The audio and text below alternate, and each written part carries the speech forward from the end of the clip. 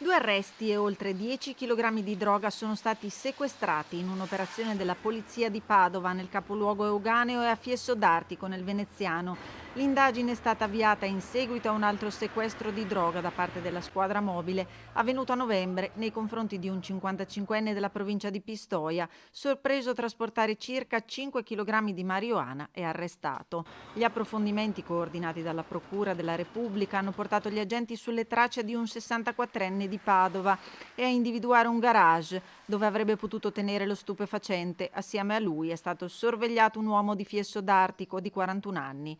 Dopo appostamenti e pedinamenti è stata decisa l'irruzione nel garage dove in una cassaforte sono stati trovati oltre 7 kg di cocaina, confezionata in 5 panetti e altri involucri e oltre 1 chilo di marijuana. Nell'abitazione a Padova i poliziotti hanno sequestrato altra marijuana per 2 kg assieme a 1.800 euro in contanti. A Fiesso oltre 8.500 euro ritenuti provento del traffico di stupefacenti assieme a materiale per il confezionamento.